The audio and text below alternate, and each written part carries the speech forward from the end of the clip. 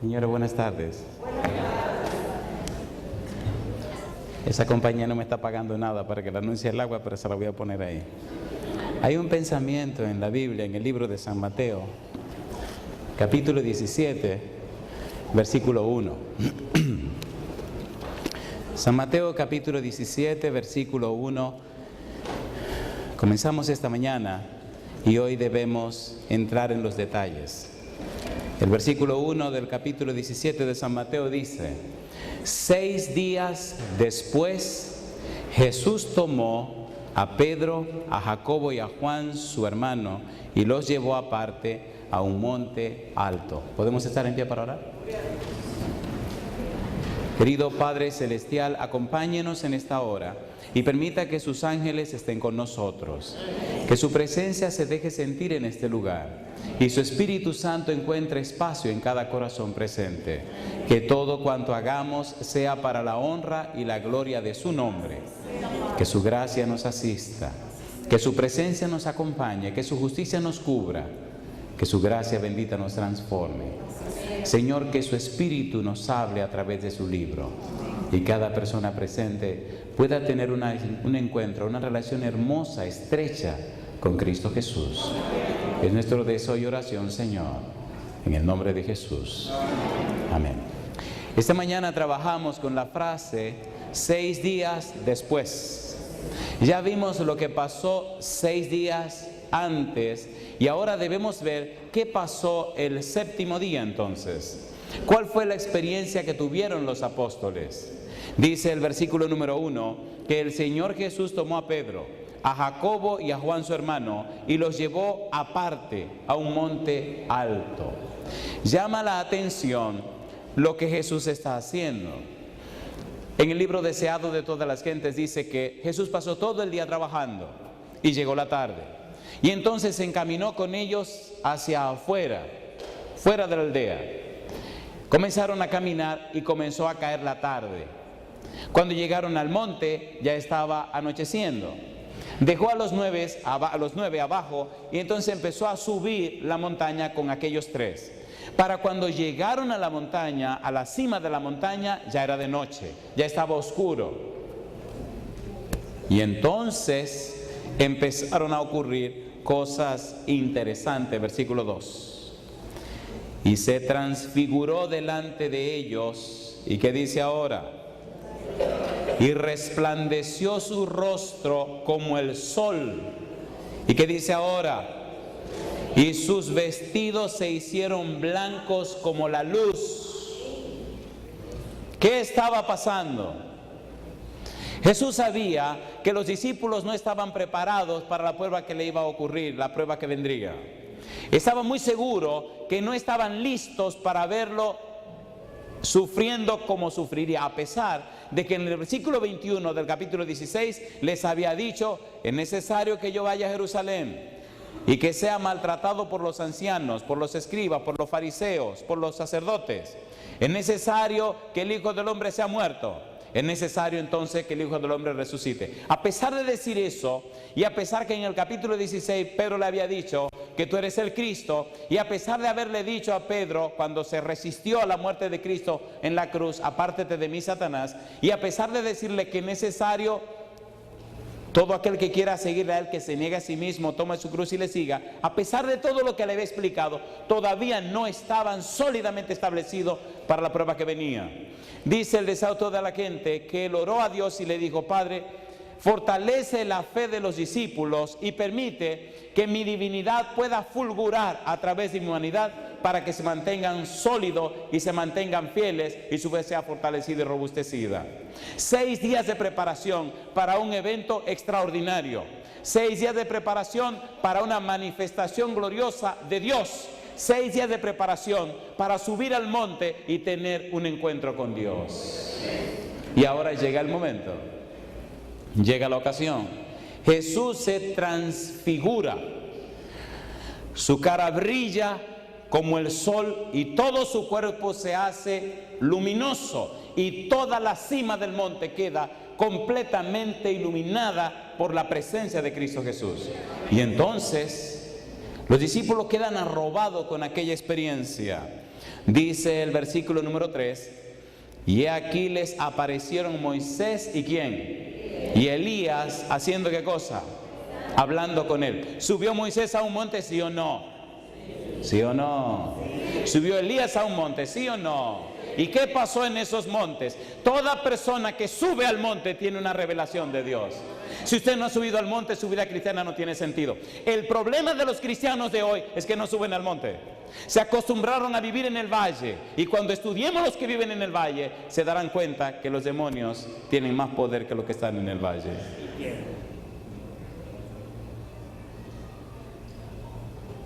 Tenemos que subir al monte. ¿Cuántos días se prepararon para subir al monte? Creo que tenemos suficientes días esta semana para subir al monte. ¿Sí o no? ¿Sí o no? Cuando usted sube al monte, Dios hace cosas curiosas, son bromas curiosas. Déjeme contarle una. Me gustan las bromas de Dios. No tengo otra manera de llamarlas porque no se pueden explicar.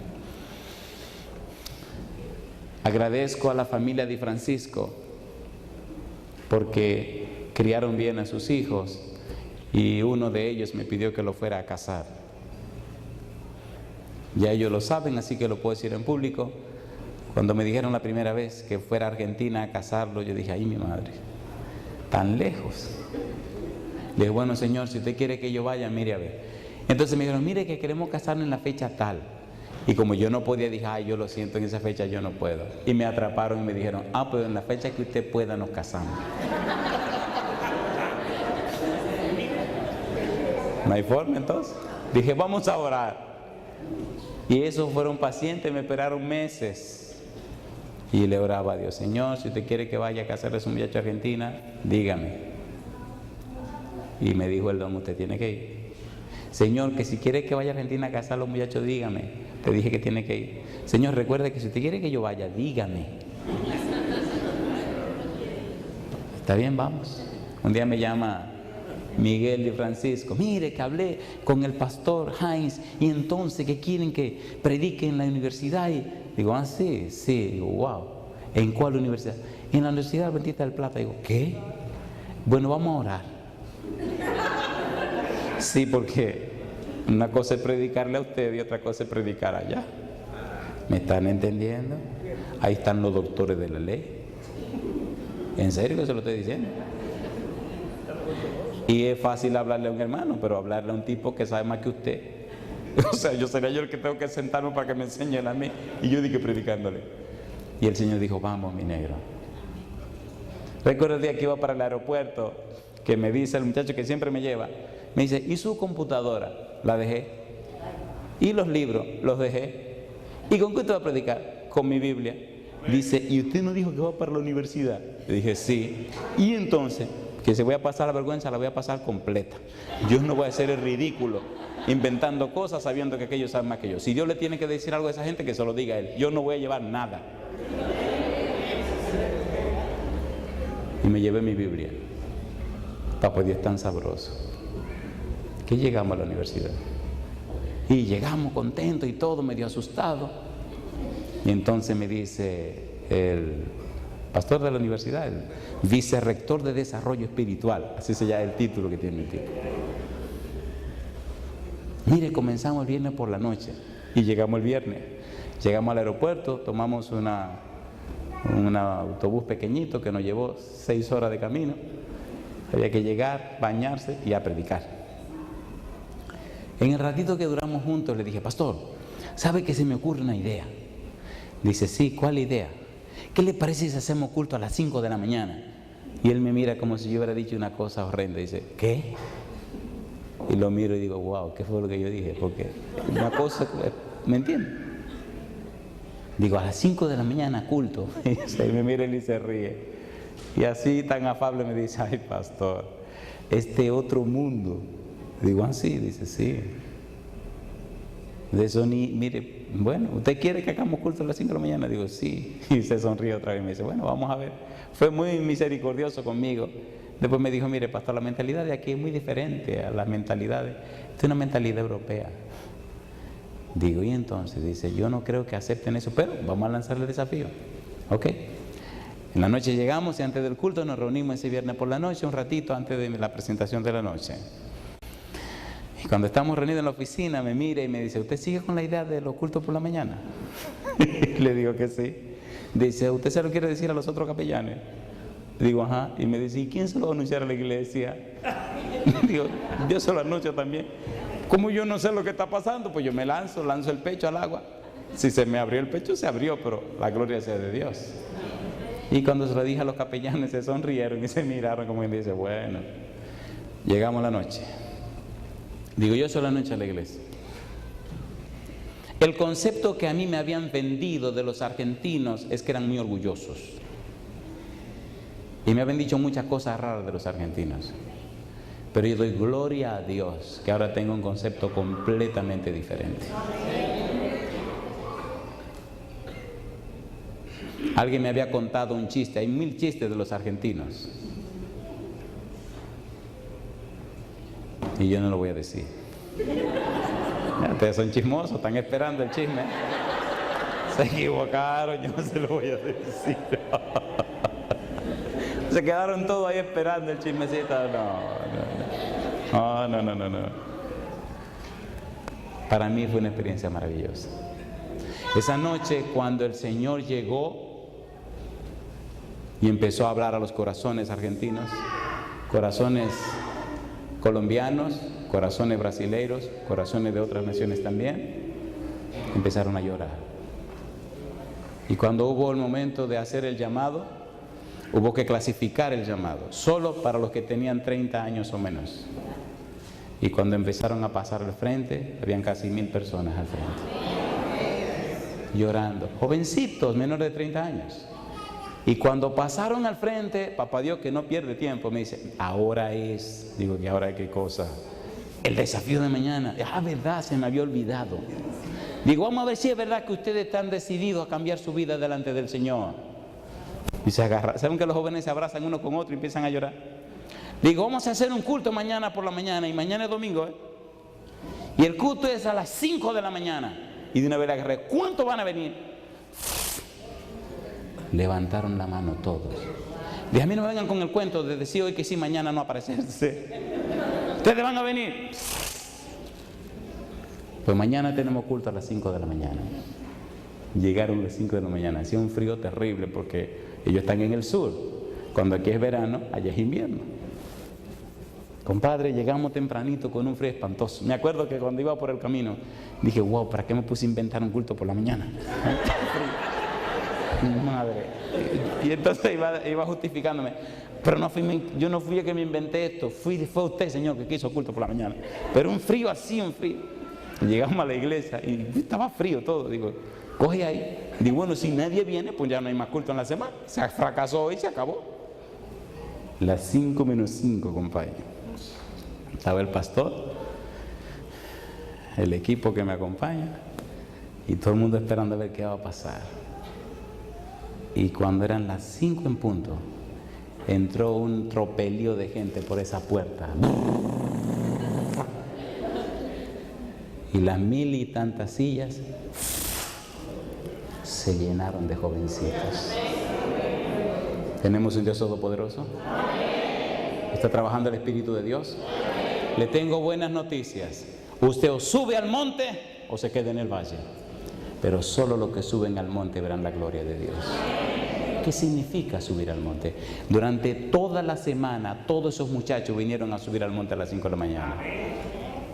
Y en las noches, 2.500, 3.000 y tantos muchachos estaban allí con sus Biblias. Dejaban de ir a sus clases para venir a la reunión.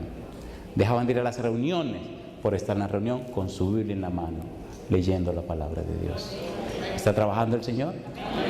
¿Cuántos creen que es tiempo de subir al monte? ¿Qué pasa con los que suben al monte? Me gusta esta parte. Versículo 4. Entonces Pedro dijo a Jesús, Señor, vamos a quedarnos aquí.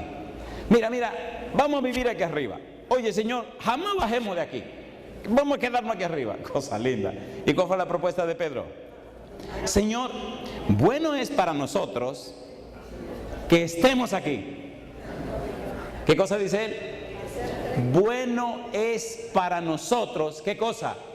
Que estemos aquí. ¿Es lindo subir al monte? ¿Sí o no? ¿Es lindo ver a Cristo glorificado? ¿Es lindo tener visión celestial? ¿Es lindo escuchar la voz de Dios? Es bueno que nos quedemos aquí. Cosa linda. Vamos a vivir aquí arriba. ¿Cuántos quisieran subir al monte Sión pronto cuando Cristo venga? El Señor viene pronto. Tenemos que aprender a vivir el cielo ahora en la tierra. Si usted aprende a subir al monte ahora, cuando suba a la Canaán celestial, no será nada nuevo, porque usted está acostumbrado a vivir ahí arriba ya. Bueno es que estemos aquí. Bueno es estar en la presencia de Dios. ¿Le gustaba a Moisés subir al monte? ¿Sí o no? Le gustaba tanto que subió 2 veces y se quedó 40 días. Ni hambre le dio. ¿O no? ¿Qué pasó con Moisés cuando subió al monte?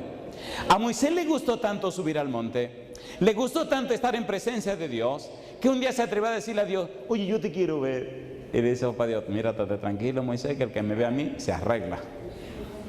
Señor, pero nosotros hablamos tanto, pero y tú ahí estás escondido, déjame verte. Y papá Dios le dijo: ok, mira, oye bien, me gusta eso. ¿Saben por qué me gusta tanto Dios? Porque no es como me lo han pintado. Cuando vine a este santo mensaje tenía 19 años. Le dije: si tú no eres real, a mí no me vengas con cuentos.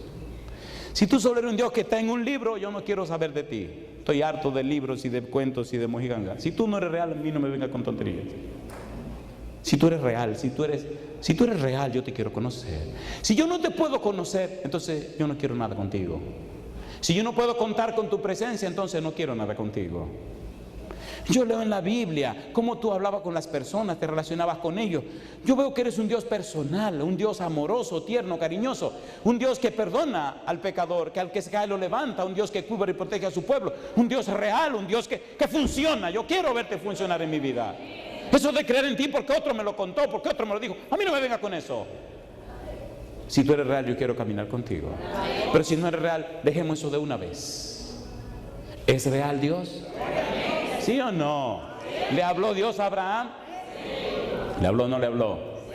Hay una experiencia que la repito 1.000.000 de veces y no me canso y no me importa, yo la repito otra vez. ¿Vino un día Dios a comer a la casa de Abraham?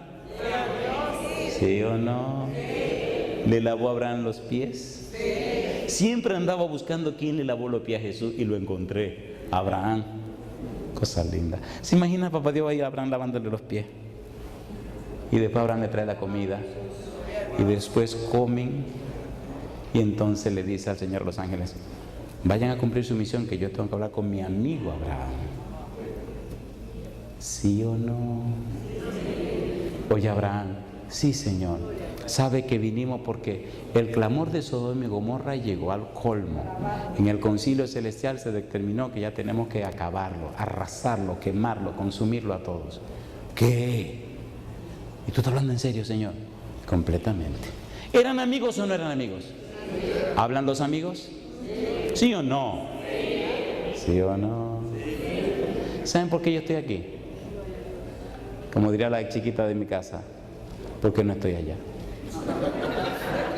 Es una sinvergüenza. Porque Dios quiso que estuviera aquí. Yo debería estar esta semana en un resort en mi país, en una semana de mis vacaciones, o en McAllen con unos amigos, o en Puerto Rico, como dice mi esposa, con los pies para arriba. Dijo: no, tú tienes que ir a Nueva York. Estoy feliz de estar aquí. ¿Es real nuestro Dios? Y le dice Dios: sí, lo vamos a arrasar. Y entonces le dice a Abraham: y el juez de todo el universo va a matar al justo con el injusto. Y entonces Abraham le aconseja a Dios: tú no puedes hacer eso, Señor.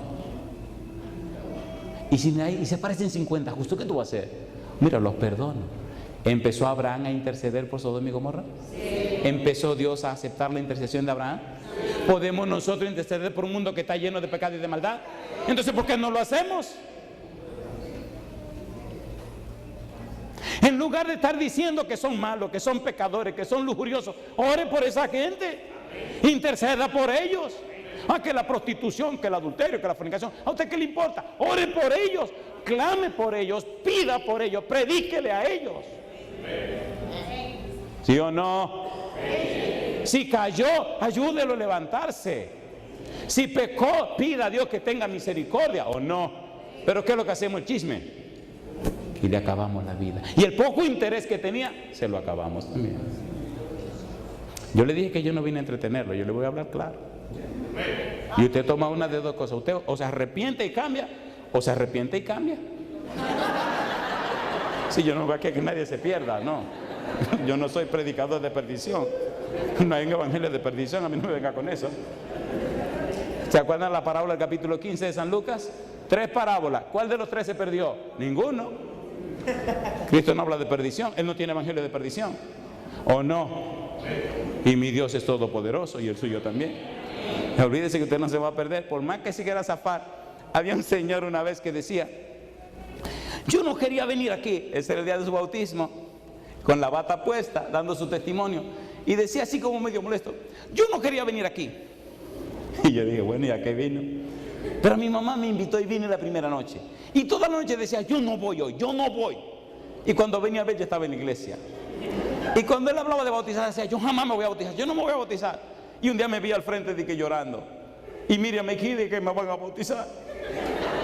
Y llorando decía: yo no sé si me voy a bautizar. Digo: que no te va a bautizar, deja que te llegue el nombre, te voy a meter ahí adentro, muchacho. Y lo bautizamos. Ahora es anciano de iglesia. Y me dice: pastor, era bravo el diablo que no me quería dejar bautizar. Digo: más bravo es Jesús que lo venció. ¿Subió Moisés al monte? ¿Qué pasó con el rostro de Moisés por subir al monte? ¿Le dijo o no le dijo Dios a Moisés? Está bien, mira, me gusta esa conversación entre esos dos. Óyeme bien, Moisés, ponte atrás de esa piedra. Pero mira, estate tranquilo. Tú este hueco que hay aquí, sí, yo voy a poner la mano ahí para que tú no me veas. Cuando yo pase, Moisés, voy a dejar que me veas la espalda. Porque si me ve, te muere. Está bien, cosa rica. Está bien, Señor, como tú quieras, pero déjame. Cuando el Señor pasó, que retiró su mano, ¿lo vio o no lo vio? Entonces yo le hago una pregunta: ¿es un Dios sabroso, lindo que tenemos, sí o no? ¿Sí o no? ¿No era la curiosidad de Moisés verlo? ¿Se dejó ver? ¿Se dejó ver o no se dejó ver? ¿Cómo es el Dios que usted cree? Escúcheme bien lo que le voy a decir ahora. Hay dos cosas claras en la vida de un ser humano. ¿Qué concepto tiene usted acerca del pecado? ¿Y cómo es el Dios que usted cree? Esas dos cosas definen su vida, definen su estilo de vida, definen su cultura de pensamiento, definen su idiosincrasia, definen su razón de ser y definen su salvación. ¿Cómo es el Dios que usted cree? Y usted me dirá: pastor, ¿y cómo puedo saber? Mírese usted mismo. ¿Qué concepto tiene de lo que es el pecado? ¿Y qué concepto tiene de Dios?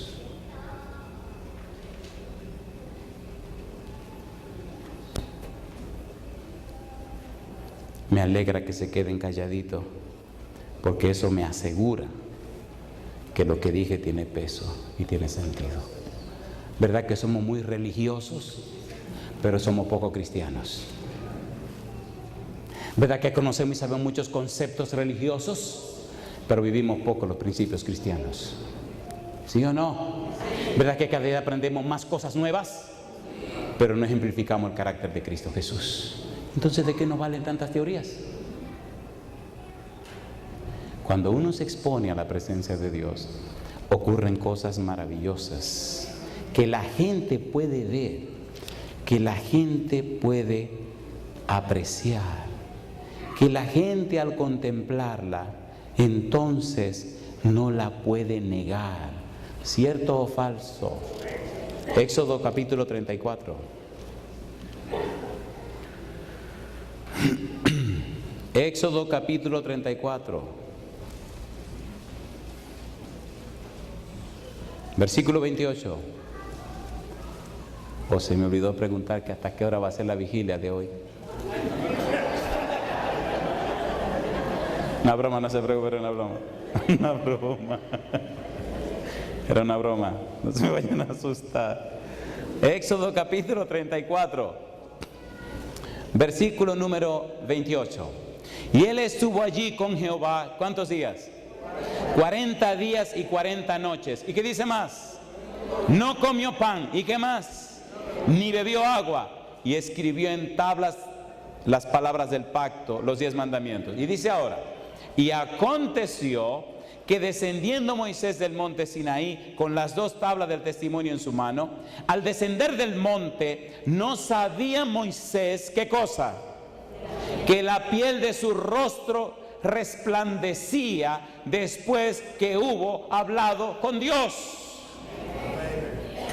Cuando usted ha hablado con Dios, cuando usted ha estado en la presencia de Dios, cuando usted ha estado en comunión con Dios, la gente se da cuenta, no tiene que hablar. Su vida lo dice, ¿sí o no? Mira lo que dice. Interesante cómo la gente se asustó. Y Aarón y todos los hijos de Israel miraron a Moisés, y aquí la piel de su rostro era resplandeciente, y tuvieron miedo de acercarse a él. Le digo un secreto. Cuando los pecadores del pueblo de Dios se aproximan a un hombre o una mujer entregado o consagrado al Señor, le tienen miedo.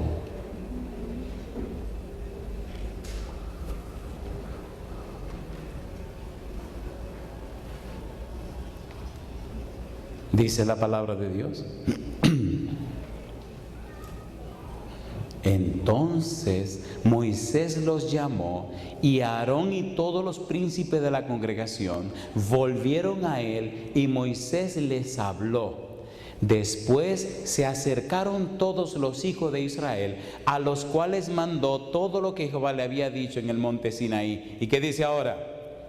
Y cuando acabó Moisés de hablar con ellos, puso un velo sobre su rostro. Cuando venía Moisés delante de Jehová para hablar con él, se quitaba el velo hasta que salía, y saliendo decía a los hijos de Israel lo que le era mandado. Y al mirar los hijos de Israel el rostro de Moisés, veían que la piel de su rostro era resplandeciente, y volvía Moisés a poner el velo sobre su rostro hasta que entraba a hablar con Dios. Se ve en la cara, en el rostro, en la vida de las personas si han estado en presencia de Dios, ¿sí o no? ¿Le gustaría subir al monte a usted?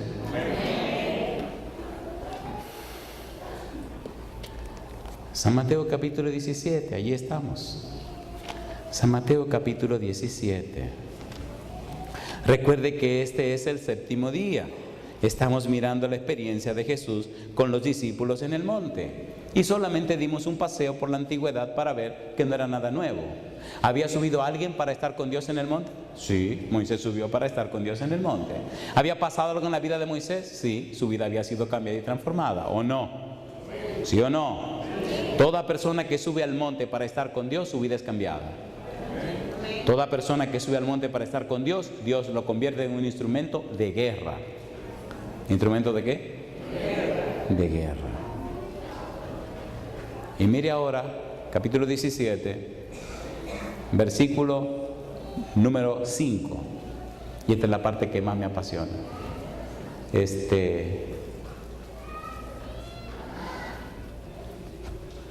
¿Vamos a terminar a las 8, pastor? Ok. La vigilia está a las 8, no se preocupe, que a las 8 lo vamos a ir. Versículo 5, aquí comienza el tema de la noche. Todo lo otro era la introducción. El tema comienza ahora, esta es la parte linda de la noche. Mire el versículo 5. Mientras él aún hablaba, una nube de luz los cubrió. Pregunto, ¿estaba transfigurado Jesús? ¿Estaba brillante, iluminándolo todo? ¿Sí o no? Sí. Ahora, ¿qué aparece arriba? ¿Cómo dice que aparece? ¿Qué es lo que aparece? ¿Una nube de qué? Dice, una nube de luz los cubrió. ¿Qué hizo la nube de luz? los cubrió. Y he aquí una voz desde la nube que decía: este es mi Hijo amado, en quien tengo complacencia. ¿Estaba Pedro ahí? ¿Estaba Juan ahí? ¿Estaba Santiago ahí? Esos tres eran los tres mejores discípulos, ¿verdad que sí? ¡Qué bueno! Esa me gustó, amén, alabado sea Dios. ¿Negó Pedro a Jesús? Juan y Santiago se llamaban Boanerges, eran hijos del trueno. ¿Saben qué significaba hijo del trueno? Hijo del dios Thor. ¿Saben quién era el dios Thor entre los paganos? ¿Saben cómo representan a Thor? Es terrible eso.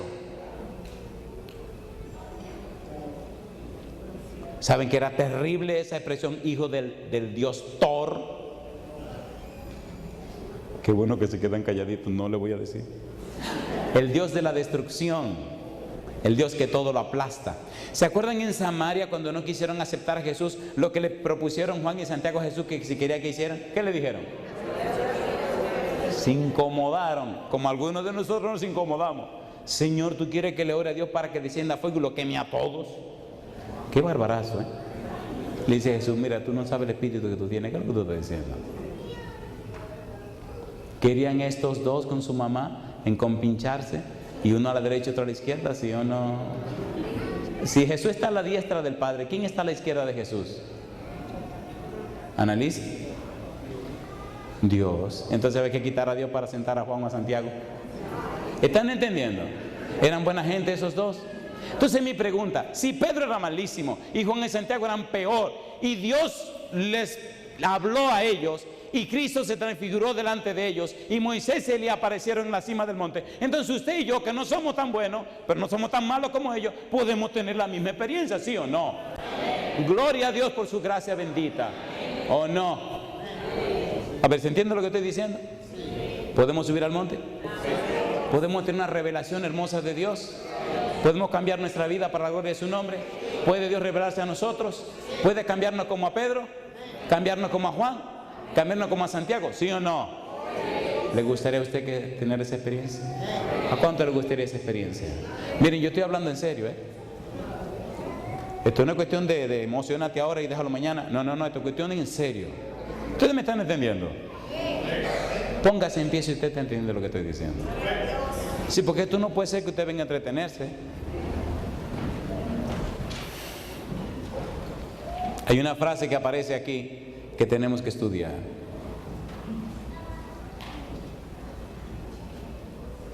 Dice la frase: este es mi Hijo amado, en quien tengo complacencia. A Él oye. Pregúntese por un momento: ¿cómo es posible que el Dios omnisciente, que todo lo sabe, escoja solamente una frase para hablar de su Hijo, y porque la misma frase la repite otra vez? San Mateo capítulo 3, versículo 17. Mateo 3, 17. ¿Se acuerdan cuando bautizaron a Jesús? ¿Se acuerdan esa voz que habló? Versículo 17, esa voz que habló. Dice el verso 17: y hubo una voz de los cielos que decía, ¿qué dijo? La misma frase. ¿Es que Dios no sabe más Biblia? ¿Es lo único que Él se sabe? ¿Por qué usa la misma frase? ¿Por qué y qué quiere Dios con la misma frase? ¿Qué es lo que quiere significar? Ustedes recuerdan que cuando Dios usa esa frase, el capítulo 4, versículo 1 comienza diciendo que entonces Jesús fue llevado por el Espíritu al desierto para ser tentado por el diablo. ¿Oyó Satanás la voz cuando Cristo fue bautizado? Sí. Y cuando Cristo llega al desierto para ser tentado, ¿cómo empieza la tentación de Satanás? Si eres el Hijo de Dios. ¿Sí o no? Pero lo había dicho Dios, ¿sí o no? ¿Sí o no? ¿Era Cristo el Hijo de Dios, sí o no? Sí. Y Satanás le dice, confírmame que eres el Hijo de Dios. Si Cristo confirma que es el Hijo de Dios, nos perdemos todos. Pastor, ¿qué es lo que usted está diciendo? ¿Se pueden sentar para que expliquemos esto? No se apuren la vigilia. Le vamos a dar duro esta vigilia. ¿Qué significa la frase: este es mi Hijo amado, en quien tengo complacencia?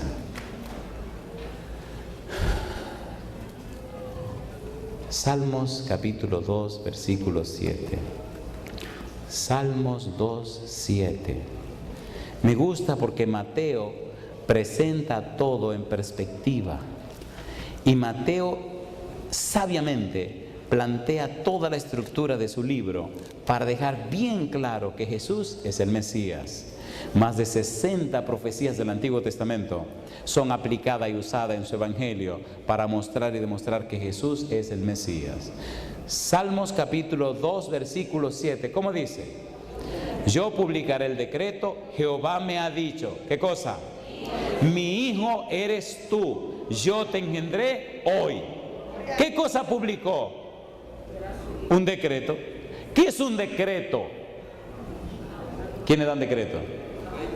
Los reyes, los presidentes. ¿Cuál fue el decreto que Dios dio? Que el Mesías sería decretado, sería llamado su hijo. Ahora, ¿quién es este Mesías? Oigan, ¿podemos tomarnos un ratito para entender esto? Esto es clave para subir al monte. Si usted no entiende esto, sube al monte y se queda allí perdido sin saber lo que está pasando. Tiene que entender lo que Dios le va a decir arriba en el monte. Mire qué cosa linda. Salmos capítulo 2, versículo 1. ¿Por qué se amotinan las gentes y los pueblos piensan cosas vanas? Se levantarán reyes de la tierra y príncipes consultarán unidos. ¿Contra quién dice? Contra Jehová. ¿Y contra quién más?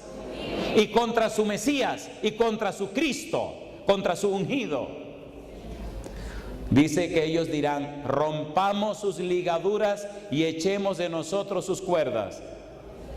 Es decir, los grandes de la tierra dirán: no queremos nada que ver con Jehová y no queremos tener en cuenta para nada al Mesías. No nos importan.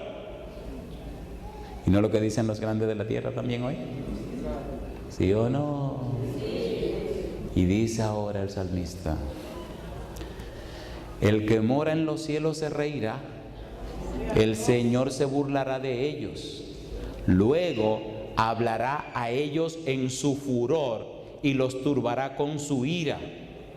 Pero yo he puesto mi rey sobre Sión, mi santo monte. Y ahora dice Jehová: yo publicaré el decreto. Jehová me ha dicho: mi hijo eres tú, yo te engendré hoy. Y dice: pídeme y te daré por herencia las naciones, y como posesión tuya los confines de la tierra. Los quebrantarás con vara de hierro, como vasija de alfarero los desmenuzarás. ¿A quiénes? A los reyes de la tierra. Ahora pues, oh reyes, sed prudentes, admitid amonestación, jueces de la tierra. Servid a Jehová con temor y alegraos con temblor. Honrad al Hijo para que no se enoje y perezcáis en el camino, pues se inflama de pronto su ira. Bienaventurados todos los que en él confían. ¿Sabía Satanás ese salmo? ¿Sabía Satanás que Cristo era el Mesías todopoderoso? ¿Sabía Satanás que Cristo era Dios que se hizo hombre? ¿Sí o no? ¿Sabía Satanás que Cristo era el admirable consejero, Dios fuerte, Padre eterno, príncipe de paz, de Isaías 6:9? Sí, Señor, de Isaías 9:6. ¿Sabía que era ese Emmanuel, Isaías 7:14, que había venido para hacerse un hombre? Sí. ¿Sabía Satanás quién era Jesús? Sí sabía. Entonces Satanás dice: bueno, la primera frase de lo que Jehová dice me conviene que Cristo demuestre para que la gente se pierda. Escuche por favor: este es mi Hijo amado. Significa, este es Dios con nosotros. Significa, este es el admirable consejero, Dios fuerte, Padre eterno, príncipe de paz. Significa, este es Dios que se está haciendo un hombre. Este es el creador de todo el universo. Este es el verbo que se hace carne. Este es la razón de ser de todo lo que existe. Este es el que sustenta y sostiene el universo. Este es el soberano de todo. Satanás sabe eso. Y Satanás dice, si yo logro que él demuestre que es eso, entonces no es lo otro y por tanto la gente se pierde. Y lo lindo viene ahora, que Cristo, sabiendo quién era, decidió mostrar lo que había venido a hacer. La segunda parte del versículo. A ver, por favor, ¿verdad que se entiende lo primero? ¿Sí o no? ¿Podemos pasar a la segunda parte de la frase? Si usted tiene un soberano como Jesús, un Dios todopoderoso, creador del universo, el que sustenta y sostiene todo, ¿por qué tanto temor? ¿Saben por qué? Porque usted no subió al monte. Estábamos en una reunión en una de nuestras iglesias, se llama Silent Spring. Y en esa reunión empezó a sonar la sirena. El lugar donde vivo es un lugar muy lindo, porque eventualmente vienen algunos tornados. ¿Han visto los tornados qué lindos son? Eso es lindo, suena feo. Y la gente se aterroriza. Y estamos en una reunión y empieza a sonar la sirena. Y veo que se me espanta todo el mundo. Pastor, un tornado. Digo, ojalá nada más sea uno solo. Sí, porque a veces son dos.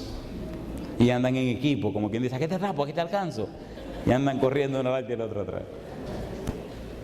Y entonces uno llama a su casa y le dice a la esposa, son 2 tornados que vienen. Y ya vienen por Oklahoma y van a pasar por aquí. Y sí me asustaron los ancianos. Espérense. Vamos adentro a la capilla y vamos a orar. Entramos y nos arrodillamos. Le dije, mira, Señor, yo estaba en una conferencia, en un grupo pequeño que tenemos, que ya gracias a Dios lo vamos a convertir en una compañía y pronto lo vamos a hacer en una iglesia. Le dije, Señor, estamos en medio de una conferencia. Yo no quiero quitar mi conferencia. Porque un tornado y el diablo viene a dañarnos la cosa. Señor, perdóname, pero no tenemos tiempo de tornado ahora. Ahí no decimos que tenemos un Dios todopoderoso. ¿Sí o no? Así que mira, Señor, perdóname, pero que se vaya para otro lado. Terminamos de orar, llamo a mi casa y me dice esposa, gordo, 2 tornados. Digo, no te preocupes, que ellos no tienen nada que venir a buscar por aquí no tenemos tiempo. Y le dije, miren, váyanse para su casa que lo veo ustedes nerviosos, pero esta noche tenemos la conferencia. Y me dice uno, pastor, el tornado. Digo, ¿y no oramos ya por el tornado ese? Dice, perdóneme, me voy a mi casa, me baño y me arreglo para irme a mi iglesia. Llaman a los hermanos, pastor, digo, ¿qué pasó? Que si hay culto esta noche, porque los tornados, digo, claro que hay culto, después que los tornados pasen, vámonos para la iglesia. Oigan lo que pasó. Los tornados venían derechitos para la ciudad de nosotros. Pues los tornados parece que cambiaron la ruta. En lugar de seguir derecho, giraron para la izquierda. El triste es lo que lo voy a contar, pero yo sé que se fueron para otro lado. Se fueron a Missouri. Escuche. Unas personas que no tenían problema de tornado venían regresando a su casa y eran tan fuertes esos tornados que encontró a la gente en el highway.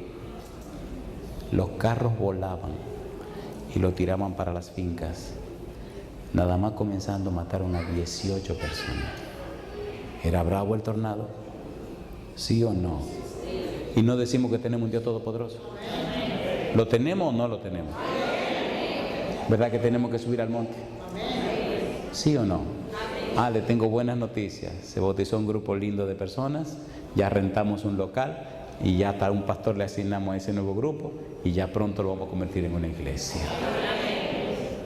Una jovencita que era solo una visitante, cuando oyó la experiencia y todo, vino esa noche llorando, decía que ella estaba temblando porque estaba solita con su niñita de meses en un apartamento sin saber para dónde correr, y llorando y gritando le decía, Dios mío, si tú eres poderoso, ayúdanos en este momento. Dice que estaba bien nervioso. Ahora cuando regresé de un viaje que estaba haciendo, me dicen, pastora, que no me dice quién lo está esperando para que la bautice. Digo, no sé. Vicky. Digo, no me diga. Vicky dice, desde que el pastor venga que me bautice. Porque yo veo que tenemos un Dios que es real. ¿Es real el Dios suyo? Entonces tiene que subir al monte. Si usted sube al monte, usted verá la gloria de Dios. Ok, ya terminamos la primera parte. ¿Verdad que se entendió la primera parte? ¿Saben lo que significa entonces este es mi hijo amado? ¿Sí o no? ¿Sí o no? ¿Qué significa? Que es el Mesías, que es Emmanuel, que es Dios con nosotros, que es el Todopoderoso, que es el soberano, el Verbo, creador de todas las cosas. ¿Verdad que se entendió eso? Satanás quiere que Cristo actúe de esa manera, porque si Cristo manifiesta o usa su poder en su beneficio, entonces ya no nos puede salvar a nosotros. ¿Entienden la estrategia del diablo? Si eres hijos de Dios, si eres hijos de Dios, si eres hijos de Dios, y Cristo, que no es ningún tonto, le dice, escrito está, qué cosa linda. Satanás empujándolo y el escrito está, y lo empuja. ¿Se acuerdan cuando Cristo estaba clavado en la cruz? ¿Qué era lo que le decían? Si eres hijo de Dios, baja de la cruz. ¿Se lo decían o no se lo decían? Y Cristo insistía, que me maten mejor. No, a mí yo vine para que me mataran. Qué cosa linda. Por eso cuando Pedro le dice, no, que eso nunca te acontezca, Jesús le dice, apártate de mí, Satanás, que me eres estorbo. Satanás no podía tolerar que Cristo muriera como el siervo sufriente, porque si Cristo subía a la cruz para morir como el siervo sufriente, todo el reino de Satanás se vendría abajo. Entonces Cristo se levantaría como el soberano de todo el universo. ¿Entienden la estrategia que está pasando? Vamos a la segunda parte. ¿Sí o no? ¿Cómo dice la frase? Este es mi Hijo amado, en el cual tengo complacencia, contentamiento. Mire qué lindo, Isaías 42. Mire qué cosa rica. Vamos rapidito, que aquí no se cree que el tiempo dura, pero el tiempo se va. Isaías 42, 1 al 4. Recuerde que estamos arriba en el monte con Jesús. Estamos estudiando la frase de Dios. Isaías 42, 1 dice, he aquí mi siervo. ¿Quién dice? Mi siervo. Yo le sostendré, mi escogido. ¿Qué dice ahora? En quien mi alma tiene contentamiento. ¿Quién está hablando? Dios. ¿Acerca de quién está hablando? De Jesús. Alabado sea el nombre de Dios. ¿Y qué dice que hará ese siervo? He puesto sobre él mi espíritu, él traerá justicia a las naciones, no gritará, ni alzará su voz, ni la hará oír en las calles, no quebrará la caña cascada, ni apagará el pabilo que humeare, por medio de la verdad traerá justicia, no se cansará, ni desmayará, hasta que establezca en la tierra justicia, y las costas esperarán su ley. Cristo vino para vivir como el siervo sufriente. Cristo vino para morir clavado en la cruz. Por eso decíamos esta mañana, es necesario que el Hijo del Hombre sea maltratado por los ancianos, por los sacerdotes, por los escribas y los fariseos, que sea muerto y que resucite. ¿Quiénes lo maltrataron? Los de su pueblo. ¿Quiénes lo crucificaron? Los de su pueblo. Cristo murió en una cruz romana, pero clavado por voluntad de los judíos. Algún día vamos a estudiar lo que significa morir en la cruz. Significa morir como un maldito de Dios. ¿Qué significa? ¿Qué significa? A ver, ¿qué es lo que significa? ¿Morir como qué? ¿Saben lo que significa morir como un maldito de Dios? Solamente a los enemigos de Dios se le clavaba en la cruz. Josué, rapidito. Todo el que moría levantado en un madero era un maldito de Dios. Josué capítulo 8, versículo 29. Josué 8:29 dice, y al rey de Jai lo colgó de un madero hasta caer la noche. Y cuando el sol se puso, mandó Josué que quitasen del madero su cuerpo y lo echasen a la puerta de la ciudad, y levantaron sobre él un gran montón de piedras que permanece hasta hoy. Todos los enemigos de Dios, todos los malditos de Dios, todos los contrarios a Dios son levantados en un madero. ¿Qué significa esto? Que no tienen esperanza de salvación jamás. Cuando los judíos gritaban, crucifícale, crucifícale, estaban diciendo, queremos que tenga una muerte sin esperanza de salvación. Queremos que su muerte sea eterna y para siempre. Queremos que muera como un maldito de Dios. ¿Cómo moriría el siervo sufriente? Moriría como un maldito de Dios.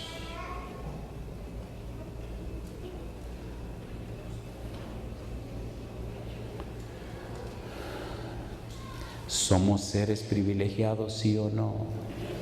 Mire lo que dice más adelante Josué, capítulo 10, versículo 26. Y después de esto Josué los hirió y los mató y los hizo colgar en 5 maderos y quedaron colgados en los maderos hasta caer la noche. Y cuando el sol se iba a poner, mandó Josué que los quitasen de los maderos y los echasen en la cueva donde se habían escondido, y pusieron grandes piedras a la entrada de la cueva, las cuales permanecen hasta hoy. ¿Murió Cristo como un maldito de Dios? Sí. Al que no conoció pecado, por nosotros lo hizo pecado. La paga del pecado es, ¿por cuánto tiempo? Muerte eterna, muerte para siempre. ¿Murió Cristo esa muerte por nosotros? ¿Se entiende el valor de la frase que usó Dios en el monte? Las personas que suben al monte para estar con Jesús entienden fundamentalmente 2 cosas. Primero, que Jesús es un Salvador todopoderoso, que para Jesús nada es imposible. Entienden que todo lo puedo en Cristo que me fortalece. Entienden que Cristo es Dios que se hizo hombre. Entienden que deben vivir en la presencia del Padre. Entienden el mensaje del Padre, porque el Evangelio es de Dios. El Evangelio no es un concepto, no es una doctrina. El Evangelio es una persona que es Dios mismo, que se hace hombre. ¿Sí o no? El Evangelio sale de la boca de Dios. Este es mi Hijo amado. Este es Emmanuel, este es Dios con ustedes, este es el todopoderoso creador, este es el verbo de Dios, esta es la razón de ser del universo, es el que creó todo, es el que sustenta y sostiene todo. Entiéndanme, dice Dios, ese es el todopoderoso. Y número 2, es lo mejor que tengo para ustedes. Y ese todopoderoso Dios, ahora por voluntad propia, se hace siervo sufriente para morir en el lugar de ustedes. ¿Merece Jesús nuestra vida? ¿Merece nuestro corazón? ¿Merece nuestra fidelidad? ¿Sí o no? Entonces, esto se entiende solamente cuando subimos al monte para estar con Jesús. ¿Le gustaría subir al monte? ¿Le gustaría quedarse en el monte? ¿Recuerdan lo que dijo Pedro? Bueno, es que nos quedemos aquí. ¿Se han dado cuenta que cuando uno está en la presencia de Dios, el tiempo se va y uno no se da cuenta? ¿Sí o no? Mi pregunta final: ¿le gustaría esta noche prepararse para subir al monte? ¿Cuánto le gustaría? Oigan, ¿le gustaría que nos quedáramos en el monte? ¿Cuántos días se quedó Moisés arriba en el monte? Y un día a Moisés se le ocurrió morirse. Se le ocurrió a Moisés morirse. Ahí no, pero después se murió. A ver, le dijo: arréglate que te va a morir. Cuando Moisés se murió, imagina a papá Dios allá arriba, imagina a Jesús preguntándole: ¿qué le pasa, Señor? Como que me falta algo. ¿Qué le falta? Mi amigo Moisés. Oye, ve, búscamelo. Cosa rica, papá. Viene Jesús entonces: oye, Moisés, levántate. Se levanta Moisés, despierta. ¿Qué pasó? Vámonos para allá arriba, que mi papá quiere que vaya para allá arriba. ¿Y quién apareció? Satanás. Ese tipo es mío. Mire, usted se está tranquilo. Camina, Moisés, vámonos. Y cuando Moisés llegó allá arriba, me imagino a papá dándole un abrazo. Moisés, muchacho, cuánto que no te veía.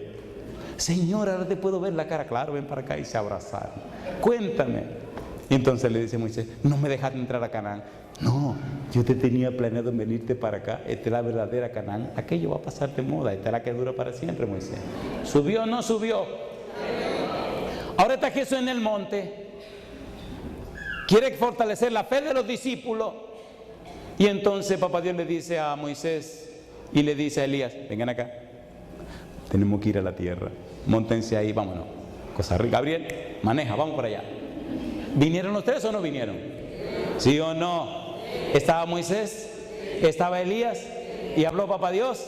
Vinieron en la misma nube. Deben ser ricas esas nubes. Yo siempre he dicho que cuando llegue al cielo quiero una nube aunque sea de medio uso. ¿No se han dado cuenta que Dios siempre se monta en nube? ¿O no? Dice que viene con las nubes. Así que son muchas nubes que vienen. ¿O no? Yo quiero una. Yo no aspiro que sea último modelo. A mí no me importa que sea la que mandaron a buscar a Elías, que ya tiene un modelo viejito. Yo la quiero así. ¿Con cuánta turbina? Yo no sé, yo la quiero así. Me fascina la velocidad. ¿Es real la Biblia o no es real? Así lo creo. Termino con esta pregunta. Hermanos queridos, de verdad, ¿les gustaría esta semana que todo fuera diferente? Comenzar de nuevo con el Señor. ¿Usted se atreve esta noche a tomar la decisión de romper esas cosas que le separan de Dios? Seguro que usted se atreve a hacer eso. Póngase en pie a veces, ¿verdad? Usted sabe que hay cosas que hay que dejar. Hay mucha gente en esta ciudad. Me llena de gozo que ustedes tienen aquí en la ciudad de Nueva York millones de hispanos. Donde yo vivo, hay que averiguar dónde hay. Ayer me llamó excitado, me llamó maravillado un laico voluntario que tengo en una ciudad que se llama Fayetteville. Pastor, digo, ¿qué le pasa a Sergio? Estoy emocionado. Digo, así se nota que está emocionado. No sabe lo que encontré. Digo, ¿qué fue lo que encontré? Un nido de hispanos. Digo, un nido de hispanos. Oiga, casi lo compara con los ratones. Un nido de hispanos. Digo, ¿y dónde están? En Fayetteville. Digo, ¿qué fue lo que usted hizo? Le dije a mi esposa, hoy tenemos que hacer un trabajo de investigación. Muy así, muy, qué sé yo. Digo, ¿y qué fue que hicieron? Dice, llegamos y pregunté, ¿dónde tienen tiendas hispanas? Y me dijeron. Y fuimos y nos quedamos a la expectativa en el carro. Y entonces vimos un hispanito que iba con una cosa que compró. Y le caí atrás y le pregunté, oiga señor, me dijo, dígame, ¿quiere usted recibir conocimiento de la palabra de Dios? Y me contestó, no. Entonces le dije, ¿sabe usted dónde viven los cristianos, los hispanos? Dice, sí, mire, la calle tal, vaya que ahí viven muchos. Entonces le regalé un libro y nos fuimos hacia allá. Y cuando llegué hacia allá, empecé a verlo y le dije a mi esposa, gloria a Dios, mira cómo se ven, todos son hispanos. Y entonces me le acerqué y le dije, ¿quieren ustedes el que les regale este libro? Claro que sí. ¿Les gustaría que lo visitáramos? Sí, señor. ¿Quieren que les explique la palabra de Dios? Claro que sí. Pastor, ya encontré el grupo de gente con la que voy a trabajar. Ahí es que vamos a hacer el grupo. Tenemos que rentar una... Digo, espérese un momento, espérese. ¿Cómo vamos a rentar nada si no tiene a nadie? Primero consiga a la gente y después hablamos de la renta. ¿Ustedes tienen un nido de hispanos aquí? ¿Un nido? ¡Uf! Entonces explíquenme una cosa. Si tienen tanta gente, ¿qué es lo que ustedes están haciendo? ¿Quieren que les diga un secreto? No hagan nada. Suban al monte y Dios hará maravillas. ¿Entendieron? ¿Entendieron? ¿Quieren subir al monte? Entonces verán maravillas. Si usted quiere subir al monte, levante la mano conmigo. Querido Padre Celestial, levantamos nuestra mano derecha para que nos prepare y así su espíritu nos suba al monte. Queremos estar en su presencia, Señor. Queremos que nos habilite y capacite para subir al monte y que entonces nuestra vida, nuestra mente, nuestro corazón, nuestro ser, todo nuestro ser esté a su servicio, a su disposición. Queremos ser instrumentos del cielo para la salvación de muchos. Que nuestra vida, Señor, sea luz en medio de las tinieblas. Perdone nuestras faltas y pecados, Señor. Rompa las cadenas que el enemigo ha puesto sobre nosotros. Libérenos y libértenos, Dios. Transforme nuestra vida y nuestro carácter a su semejanza y haga en nosotros conforme a su voluntad. Lo pedimos y agradecemos. En el nombre santo de Jesús. Amén, Señor.